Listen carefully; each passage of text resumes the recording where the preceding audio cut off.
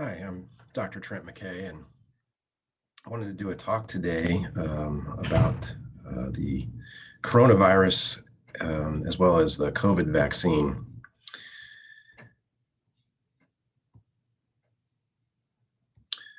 Okay, so I'm just going to screen share here. Okay, so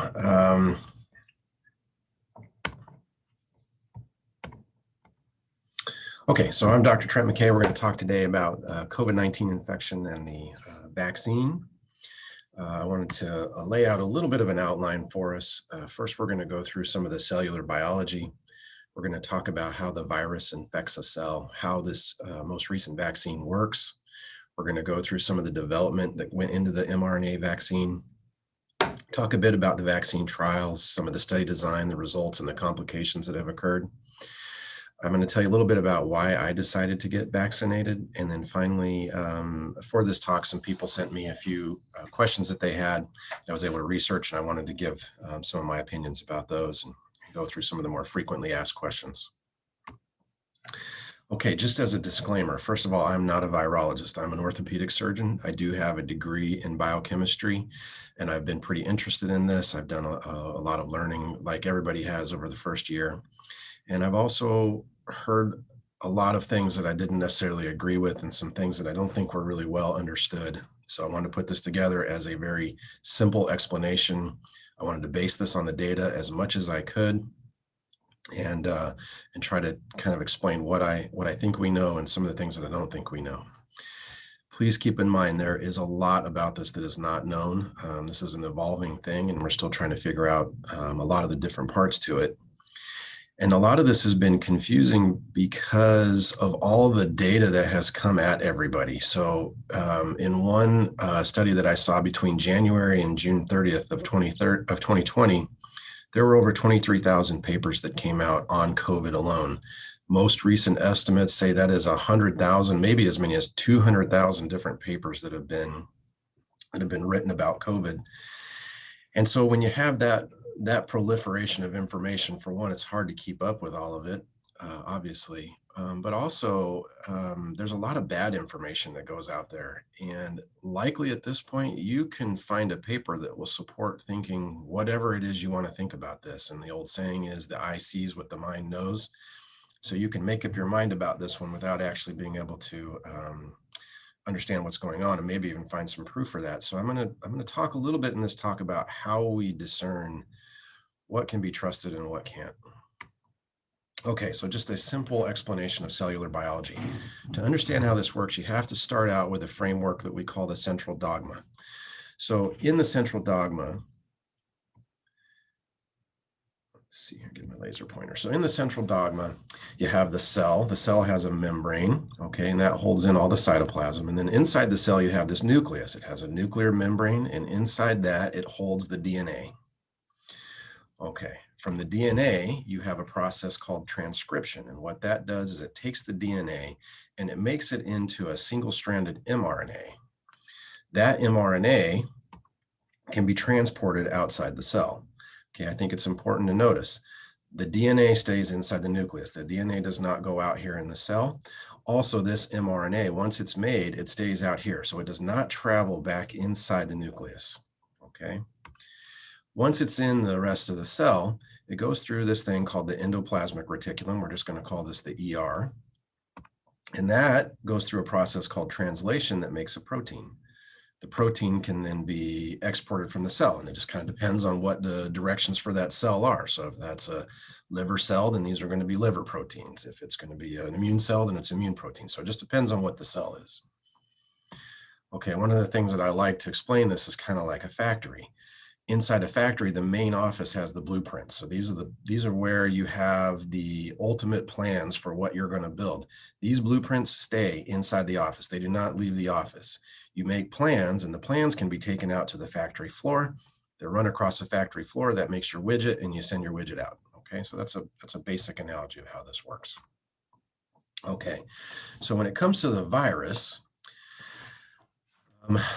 that we're dealing with is the SARS-CoV-2 virus. Okay, and we know a lot about this virus. Basically, it's a little piece of mRNA, has a couple little proteins inside there with it, and then it has this shell on the outside that is covered in spike proteins. The function of the spike proteins is that they find this little receptor that is on the surface of the cell called the ACE2 receptor. Those little proteins bind up with that receptor, and that's what draws the virus into the cell. Once it's inside the cell, the virus opens up and it dumps all of its contents, all these little proteins, and this little piece of mRNA, this little piece of viral mRNA, looks a lot like the human RNA. And so it runs it across this endoplasmic reticulum, except for instead of making a cellular protein, it makes more virus proteins. Those virus proteins are assembled and then they export the virus. And that is how basically the infection is spread. Eventually this cell usually dies, it explodes with virus, and that's what spreads more of the virus through the rest of the body. Okay, now when it comes to natural immunity, what happens is you have these little things called antibodies. These things they have sticky little ends, and they're just sort of randomly floating around. Now you have all different kinds of antibodies, and all the tips of these things look a little bit different. And just by chance, usually what happens is one of the sticky ends will stick to one of the proteins on this that it recognizes are not supposed to be there. Once it sticks to the end, it has a change in the antibody that fires the immune response. And I think this is too complicated to get into, but basically the immune response comes in and it destroys the virus. It's signaled by the antibody. Immune response takes care of the virus, but it also takes that antibody and says, hey, we had success with this antibody. And so it multiplies it into the same antibody everywhere. The idea being that the body is able to recognize that it's under attack by a virus. So it puts a bunch of these antibodies out there so that when the next virus comes along, you have all these antibodies all over the place. When the next virus comes along, all of these antibodies instantly stick to the virus, and it triggers the immune response immediately and very forcibly. And so it keeps that virus from ever being able to get inside the cell. Okay, so that's how natural immunity works. Okay, so then they've developed this vaccine. Both Pfizer and Moderna work this way. And there's a couple of components to it. So first of all, it is a little piece of mRNA, and it's covered by this thing that they call a grease layer. This is actually a lipid nanoparticle. And what it does is it keeps the RNA from being recognized by the antibodies. So if you just put random RNA in this area, your body will recognize instantly that it's under viral attack, and it will destroy that mRNA very, very quickly. So the purpose of the lipid nanolayer and the little grease around the edge is to sort of repel the antibodies so that it has long enough that it can get inside the cell. Now, once it's inside the cell, all this lipid on the outside dissolves, and it releases the little pieces of RNA. Now, I think it's really important because one of the critiques that I hear quite a bit of this is people say it's going to get into my DNA and it's going to change my DNA. But it's really important to notice RNA does not get through this nuclear membrane. It does not get anywhere close to the DNA. So this is not altering your DNA. What it does, however, is once it's in here, it will run across the endoplasmic reticulum, and the RNA codes for little spike proteins. So it's exactly the same spike protein that you see on the virus, but it doesn't make the whole virus. All it's going to do is just make that one little tiny spike protein. And so what your body does is take those spike proteins and put them on the surface. And from there, the antibodies, just like when you had the viral infection, the antibodies come and they gather up next to the spike protein and they develop an immune response. And that immune response then creates more antibodies to just the spike protein. So now when the next virus comes along, if you're exposed to the virus later on, it comes along and you have all these antibodies that are made to just destroy the virus immediately. Okay, so that's how the vaccine immunity works in this case. Okay, so first question when you're going to look at this critically is, does it work? All right, so when we have a couple 100,000 papers to review, I think it's nice to have a framework to go through that. First of all, you're going to want to go to a peer-reviewed journal. Okay, this is not a press release. This does not come from the company. This is going to come from a publication that has a lot on the line in terms of their reputation, in terms of putting out good science. Okay, they have reviewers that are all world experts in this kind of thing. And what they're going to do is they're going to go through your study and they will nitpick every single detail. So there was a time in my life where I thought I wanted to be a researcher, and then I submitted my first couple papers and had my papers just completely torn apart. I'm telling you, these people are they are really, really sticky about all the little tiny details. And probably one of the better journals out there is the New England Journal of Medicine. So sure enough, we're going to get into that. Okay, the second thing is you want to look at study design. Okay, so there is a thing called a double-blind, placebo-controlled, randomized trial with sufficient power. Okay, so what does that mean? That is kind of the gold standard trial. And what this is trying to do is it's trying to remove the bias from the study. Okay, I think you could imagine if you are a multi-billion-dollar company and you have a new invention, you want to prove to the world that it works. It's going to be very tempting to say things that may not be true, or you may be biased into saying that it's better than it's supposed to be. Okay, so this type of study removes that kind of bias. Okay, so what do each of these components mean? First of all, placebo control. That means that you're going to make two groups. In one group, you're going to give the intervention. In this case, it's the vaccine. In the other group, you're going to give them nothing, whether that's going to be a sugar pill or a saline shot. And what that does is by dividing the groups in two, one group got the actual thing and the other group didn't, you're going to be able to compare how these two people do in the future. Okay. Second thing is double blind. What that means is that neither the doctor that's administering the vaccine or the patient know which group they're in. And the reason for that is that you might be tempted if you knew, let's say you're the doctor and you're going to give it the shot, you might be tempted to say something to the patient that would say, oh, you're going to do great. This is the vaccine. Everybody who gets this does great. And just by the power of suggestion, you're going to do great just because you thought that. So in this case, both the doctors and the patients don't know which group they're in. Finally, randomize. This is probably one of the more important parts. Group randomization means that when you come in, there is a way of selecting who gets the vaccine and who doesn't that is basically random. And the reason for that is you don't want somebody to pick who gets the vaccine and who doesn't. They might look at the person and say, oh, wow, he looks really healthy or she looks really healthy. I'm going to give him the vaccine because he's going to do great no matter what. And then somebody who's much sicker and he's going to say, oh, man, I'm just going to give them the regular shot. And that's if you're trying to bolster your results. By randomizing it, you don't have the ability to pick that. Okay, and that's a really important thing. And then finally, the power just means that you have enough people in the group that you can tell the difference between the group that got the vaccine and the group that didn't. Okay, so here are the two studies. I've been impressed by the number of people who are critical of the vaccine who haven't actually looked at these studies. These studies are both in the New England Journal of Medicine. This is the Moderna and the Pfizer vaccine. They are free to read. They're readily available.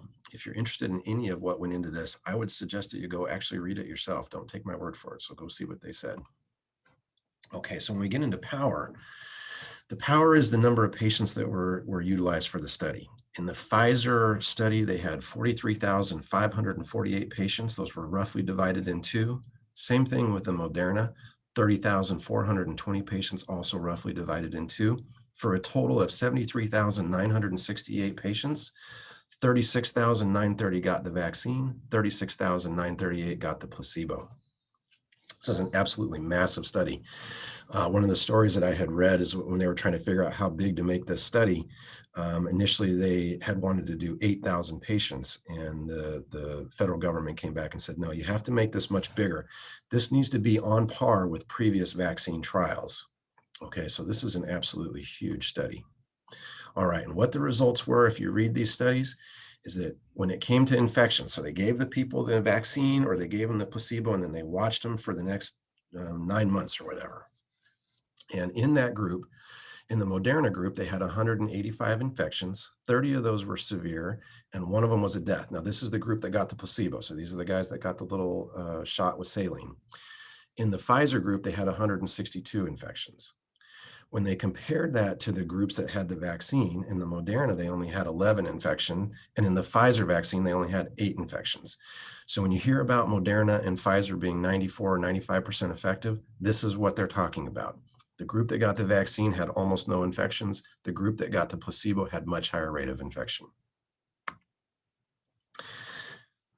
This is a little too complicated to get into, but one of the things that I've heard as a criticism And one thing that you always want to pay attention to when you're looking at a study is how do the different groups between the placebo and the actual vaccine compare.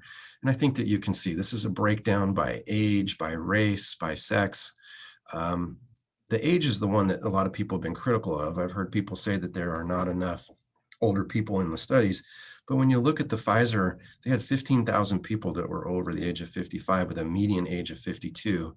And when you look at the Moderna, they actually had 7,500 patients that were over the age of 65 with a mean age of 51. So I think this was a very representative population.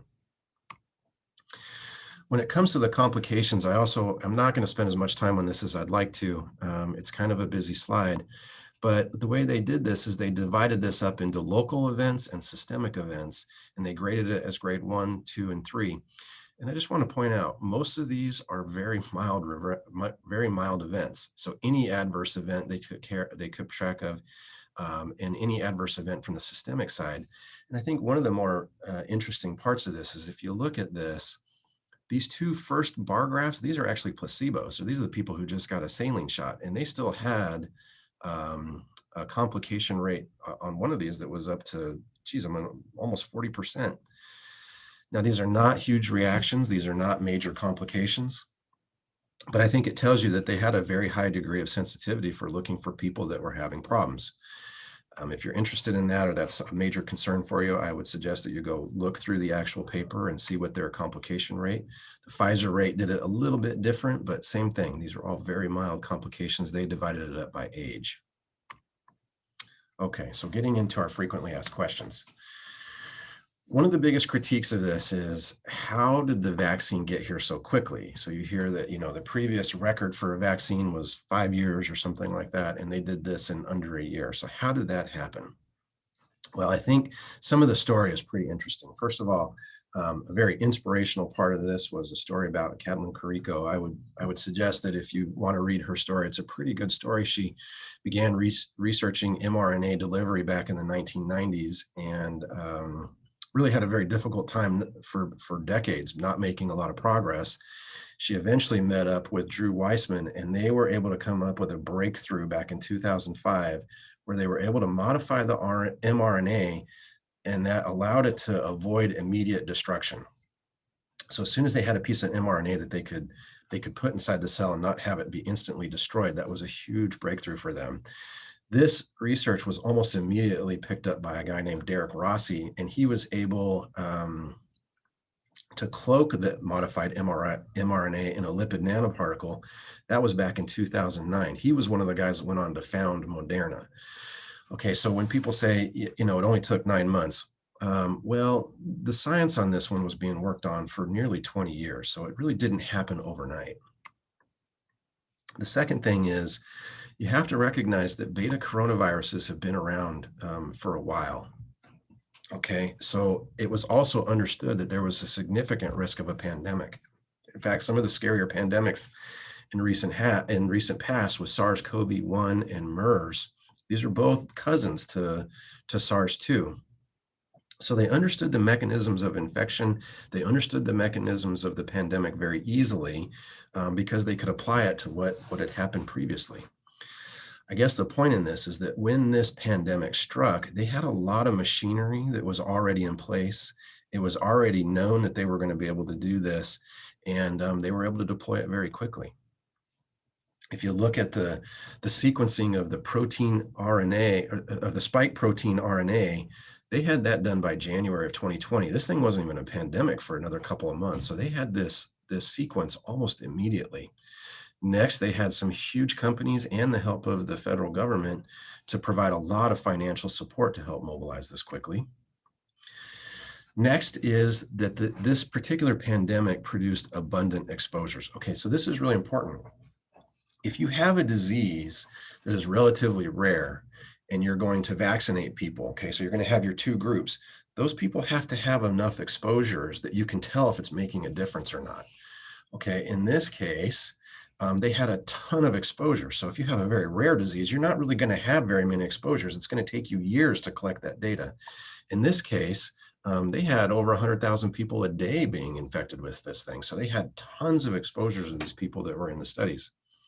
Because of this virulent nature, they were able to get these exposures very, very quickly, much quicker than some of the previous vaccine trials have been able to do it. The next thing is the vaccines were extremely effective. So, they hit a grand slam home run right out of the gate. So they were able to use a very effective vaccine and that saw the effect very quickly. So when people say, man, this research was rushed or it was incomplete, I really don't believe that's the case. This looks a lot like previous vaccine research. They just had newer technology and they had a situation that allowed them to deploy it very quickly. Okay, so risk of anaphylaxis, there's a lot about this. The CDC did put out a morbidity report back in January 15th of 21. And at that point, they had detected 21 cases of anaphylaxis, and that was after the administration of the first 1.8 million doses of the Pfizer vaccine. So that gave them a rate of 11 cases per million. Subsequent to that, they added more cases into that with the Moderna vaccine. And on January 18th, they released that they had 50 cases with Pfizer and 21 with Moderna, which gave them 5 cases per million with Pfizer and 2.8 cases per million with Moderna. So there's a lot that is made about anaphylaxis. When you go get your vaccine, they will follow you for about 15 minutes with medical care on site to make sure that that's not going to happen, but it's still relatively rare. Okay, what about the risk of death from the vaccine? Okay, as of January 2021, there were 196 deaths that had occurred after people had been vaccinated. Most of these people were over the age of 65. 129 of them were residents of a long-term care facility. And that was after they had administered over 17 million vaccines. So I would say that death rate is extremely low. And you have to keep in mind that many of the patients that died before they had the vaccine were actually in pretty dire circumstances. So it's a little hard to exactly blame that on the vaccine, I think, in most of those cases. But there have been some higher profile cases of immune thrombocytopenia. In fact, they've detailed 39 cases of this, and this is the one that was that the physician in Florida suffered from, where he had basically a severe fatal thrombocytopenia. That means that his platelet count went to 0. And if you don't have the ability, if you don't have any platelets and you don't have the ability to make a blood clot, and I think he ended up having a bleed in his brain, and that was fatal for him. So I think it is important to recognize that there are some risks when you're making this decision. I just think it's a very low risk at the moment. Okay, next question. Can children safely receive the vaccine? At this point, I think that's unknown. Pfizer does have a fully enrolled study of 2,259 patients in the age group of 12 to 15. In their original study, it was for people 16 and over. And they are currently enrolling for a study that's under the age of 12. I think that, I have kids at home. I'm going to be waiting till I see the results of this. My guess is that it's probably okay, but you're also dealing with a group of children who are probably going to have a fairly minimal response, if any. And I think the stakes are fairly high there. So I would say that I have not made my mind up about this. I'm going to wait for these peer-reviewed journals to put out a gold standard study, and I'm going to read exactly what it says before I make my decision. I do remember back from my training in medical school, it's important to know that children are not just little adults. They have different immune systems. They respond differently. So from my standpoint, I'm going to wait for the peer-reviewed study. Okay, what about mutations? There's a lot in the news right now about mutations. Okay, so first of all, why did the mutations occur? And I'm going to take you back to this step where we have the virus has made its way inside the cell and it just dumped its contents. Okay, the part that I showed you was that this viral mRNA is going to be transcribed across the endoplasmic reticulum to make more virus proteins, but that doesn't make more RNA. Okay, so I left that part out. So what happens is one of these little proteins that the virus brings with it, just move this if I can. One of these little proteins that the virus brings with it is called an RNA-dependent RNA polymerase. Okay, that's this little blue guy. And what that thing does is that's going to take the virus mRNA and it is going to turn it into more copies of RNA. That RNA is going to be what gets copied into the cell. Okay, it's important to notice this is a viral RNA polymerase. It is not very good. It's highly error prone. In your body, when you do similar things like this, you have things that come back and check and double check and make sure that there's a high level of fidelity there. The virus doesn't care about that. The virus is just trying to get out as many copies as it can. And so what happens is, because this guy is error prone, every time it makes a copy, there's a chance that it's going to make an error and change this piece of RNA just a little tiny bit.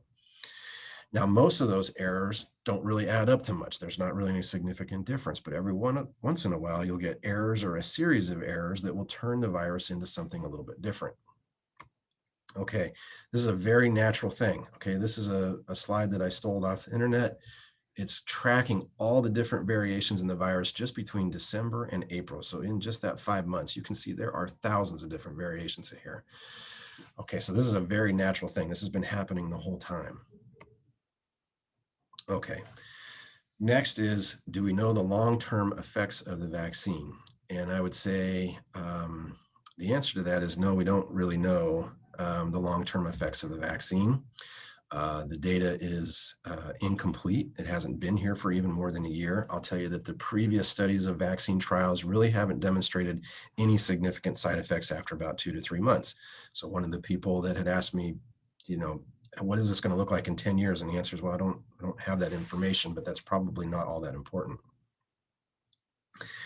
And I think the reason for that is you have to understand that the mRNA and the lipid nanoparticle, these things don't last very long. Okay, there's a reason that they have to ship this in frozen containers. It's because the thing is so unstable that if it's exposed for too long, it just degrades.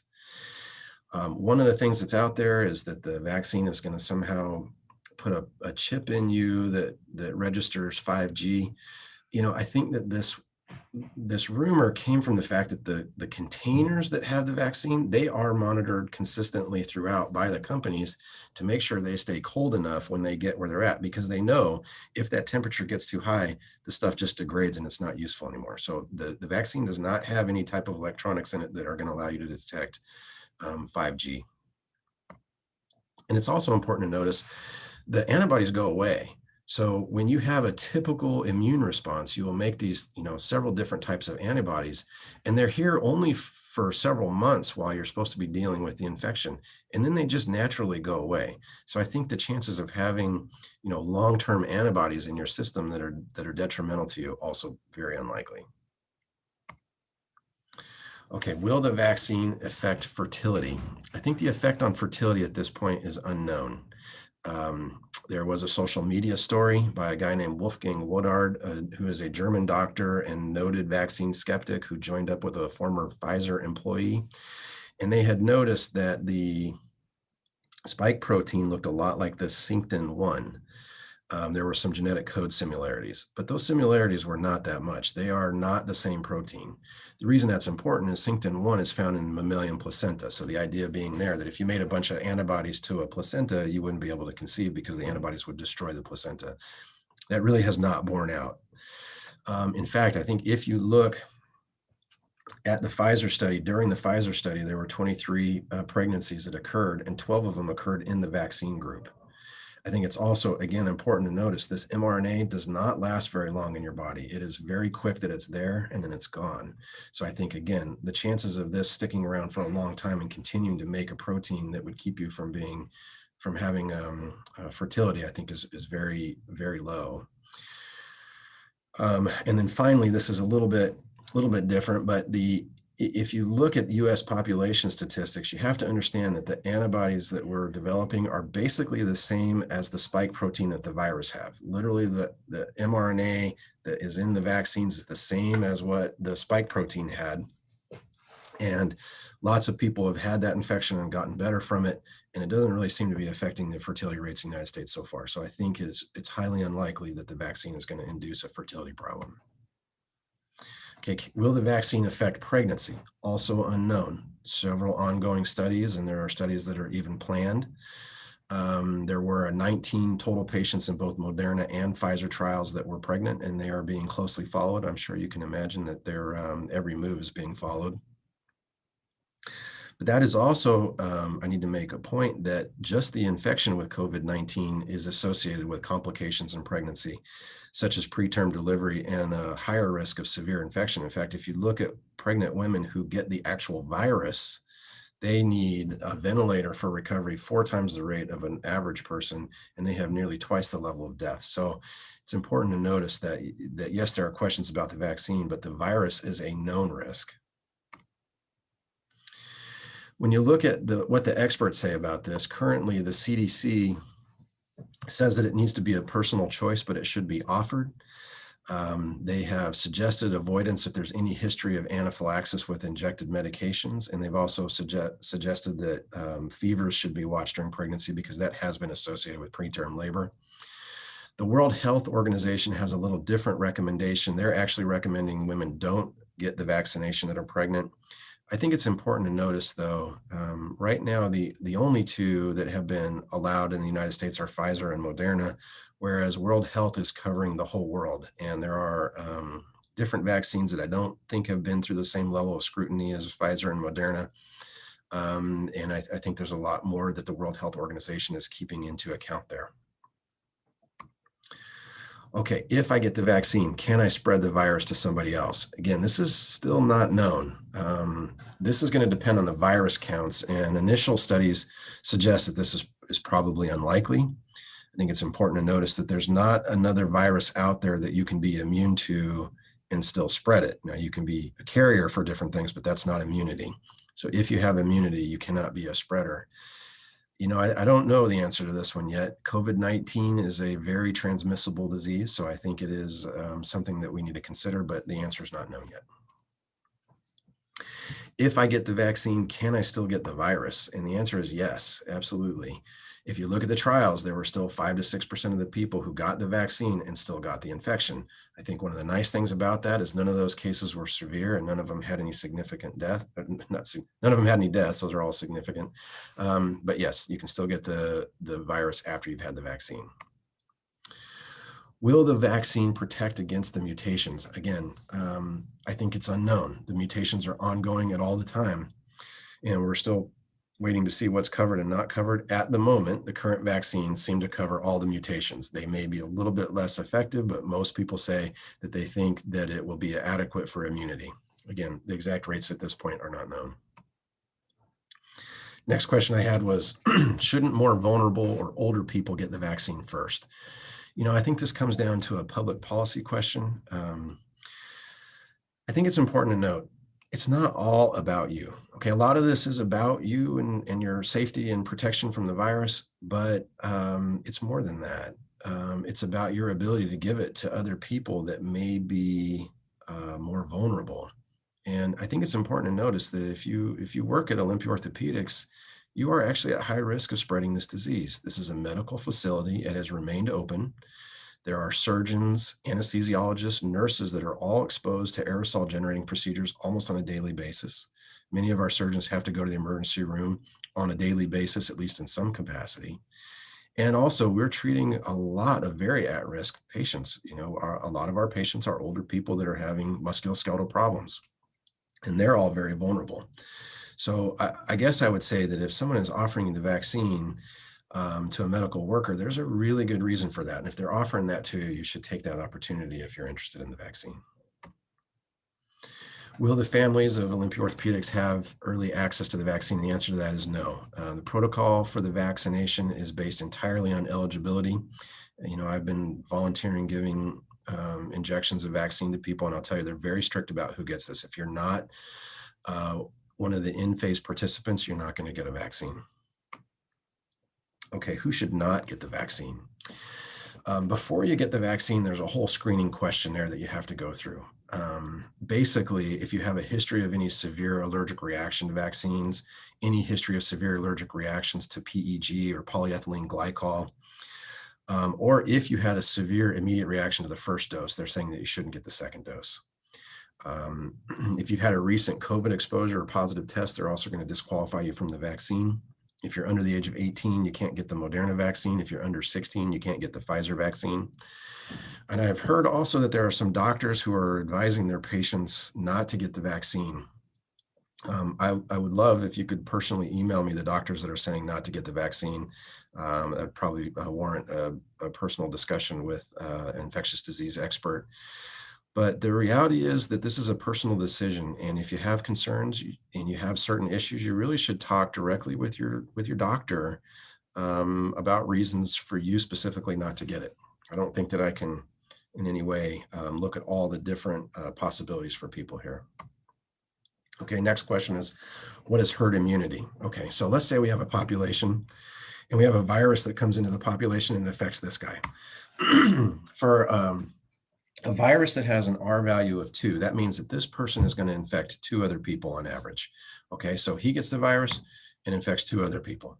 Each of those 2 other people infect 2 other people, 2 other people, 2 other people, 2 other people until everybody's got it. Okay, so that's basically how an infection spreads through a population. Okay, let's say that we have a vaccine and we can immunize all these people that have blue squares around them. That means that they are protected from the virus. Okay, so our first guy gets the virus and he's going to try to infect 2 people. So he gives it to this guy who also didn't have the vaccine, but this one gets blocked. Okay, so he tries to give this to a person who's immune and it doesn't pass any further. Okay, and then this person tries to give it to 2 people, but these are both blocked. Okay, so basically the virus gets stuck here. So all of these people that are in green circles that have not been vaccinated, they're still somewhat protected by the people that are vaccinated because this virus just can't make the jump to any of these people. It just can't get close to them. That's what herd immunity is. These people are benefiting from herd immunity. Okay, this is one of my favorites. Isn't this just a scamdemic? Okay. I think it's a valid question. So one thing that you can look at is the weekly number of deaths. So this is CDC data. And if you look at weekly deaths, this goes back all the way to 2017. And you see that during the summer months, it kind of dips down. And then in the winter months, it goes up. And most of these are probably due to flu. Okay. And then 2018 dips down. 2019 winter goes up, down. Okay. When you get to April, May of 2020, you see these huge spikes in mortality that are different than the years before them. So I think when you compare this in a different graph, okay, this dark black line is an average of the mortality, this weekly mortality between 2015 and 2019. We have a problem in 2020, and it very much looks like what we've been dealing with the pandemic. So the number of infections very closely matches this mortality line. So I don't believe this is a scamdemic in any way because our mortality this year compared to previous years very much looks like a pandemic. Okay, next is, why did I get the vaccine? You know, there's a lot of reasons for that. First of all, I really found this to be a big burden. Walking around knowing that I was seeing patients in the emergency room, in the operating room, risking getting the virus, which frankly, I don't want the virus. There's some bad stuff I think associated with this virus. I think I'm relatively young and healthy and I would probably be fine to get the virus, but there's also some bad parts to it. So the risk of just getting that, but also the risk of spreading that to patients, spreading that to my family. I just found that was just a burden that I was really having a hard time carrying. Next was there were 2 gold standard studies with over 70,000 participants that showed minimal side effects and greater than 94% effectiveness. You know, in my world, I don't ever have studies this big that are this type of gold standard. It's just almost impossible to do in orthopedics. So I make these huge decisions in terms of what we're going to do with data that isn't even close to this. So for me, I was very reassured by the data. The next thing is, there's something about this viral infection that has bothered me since the start, and that is the neurologic symptoms, and particularly the involvement of the central nervous system. You know, when you get a normal cold, you don't lose your sense of taste and smell. That's something different, and that has bothered me since the beginning of this. I don't know if that's going to be a problem long term, but it's definitely something that's always been in the back of my mind. The next thing is the mutation. Right now, we have 2+ vaccines that have a great handle on the virus that we're being affected by. This will eventually mutate into something that is not covered by the vaccine. Eventually, it's just a matter of time. We have an opportunity to end this pandemic right now. I want you to also keep in mind that the other viruses that are related to this virus, like SARS-CoV-1 and MERS, these were nasty viruses. They had an 8% mortality for SARS-CoV-1 and a 35% mortality for MERS. CoV-2, SARS-CoV-2 has something that is very similar to both of these. And while I don't think that it's going to mutate into something that nasty, it's not hard to imagine that it could. So that has worried me. And every cycle this thing goes through in its infection, every time it runs through that little RNA-dependent RNA polymerase, there's a chance for another mutation that increases the opportunity for us to have a bigger problem. I hope that was helpful. I hope that helps you with making a decision about whether to get the vaccine or not. And good luck.